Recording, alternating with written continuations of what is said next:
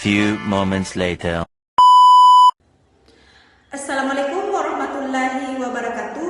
Perkenalkan, nama saya Jumiati dengan NIM 230311024. Baik, di sini saya akan memaparkan materi tentang manajemen risiko perbankan syariah.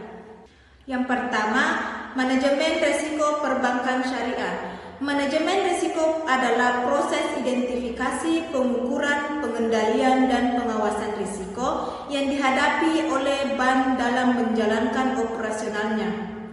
Pada perbankan syariah, manajemen risiko dilakukan dengan tetap memperhatikan prinsip-prinsip syariah seperti larangan riba, gharar atau ketidakpastian, dan maisir atau judi. Yang kedua, prinsip dasar manajemen risiko di perbankan syariah.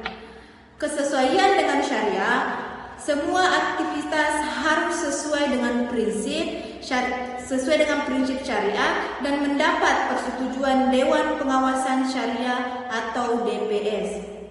Keadilan dan transparansi pengungkapan risiko harus jujur dan transparan. Penghindaraan ketidakpastian dan spekulasi berlebihan menghadiri transaksi yang mendukung gharar dan maisir. Yang ketiga, jenis-jenis risiko dalam perbankan syariah. 1. Risiko kredit. Risiko kerugian akibat kegagalan nasabah memenuhi kewajiban pembayaran. Yang kedua, risiko pasar. Risiko kerugian akibat perubahan pasar seperti fluktuasi harga komoditas, nilai tukar, dan tingkat profit.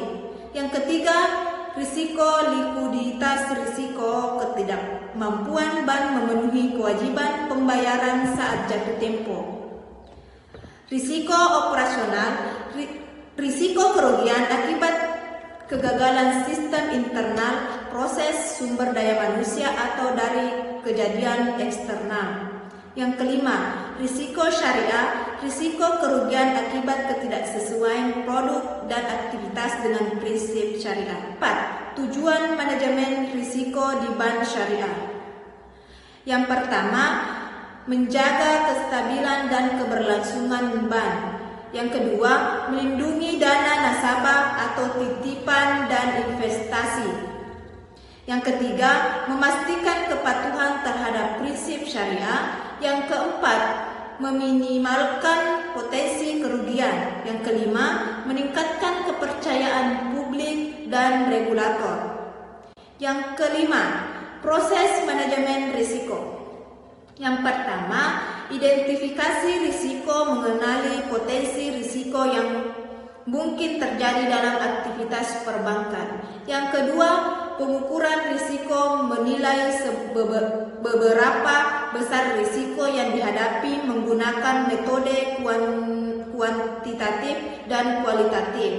Yang ketiga, pengendalian risiko, melakukan tindakan untuk mengurangi atau menghindari risiko seperti diversifikasi portofolio, penetapan batas risiko.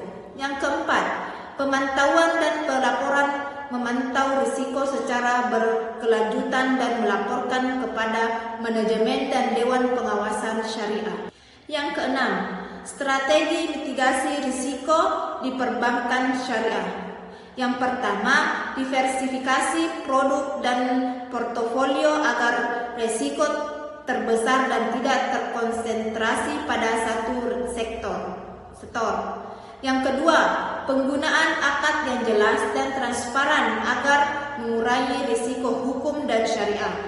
Yang ketiga, penerapan sistem pengendalian internal yang kuat untuk mencegah risiko operasional. Yang keempat, penjaminan dan angsuran syariah atau takaful sebagai perlindungan terhadap risiko tertentu.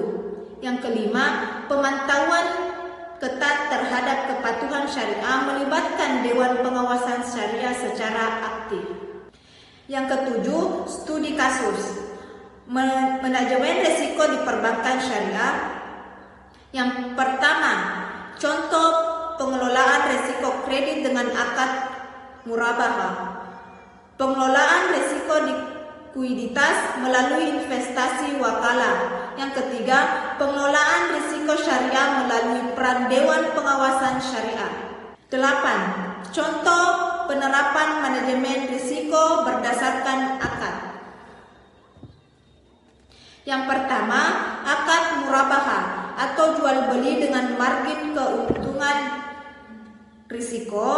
Risikonya yaitu risiko gagal bayar oleh nasabah, risiko penurunan nilai barang, risiko operasional atau kesalahan administrasi. Manajemen risiko melakukan analisis kelayakan nasabah sebelum pembiayaan, pengembalian jaminan atas barang yang dibiayai, yang menyusun perjanjian akad dengan jelas, harga pokok, margin jangka waktu, mengasuransikan barang atau jika kemungkinan. Adapun kesimpulan dari materi tentang manajemen risiko perbankan syariah, yaitu manajemen risiko dalam perbankan syariah harus dilakukan secara holistik, menggabungkan prinsip-prinsip manajemen risiko konvensional dengan nilai-nilai dan hukum Islam, peran Dewan Pengawasan Syariah, serta integrasi antar manajemen risiko dan kepatuhan syariah menjadi pilar penting dalam menjaga keberlanjutan bank syariah.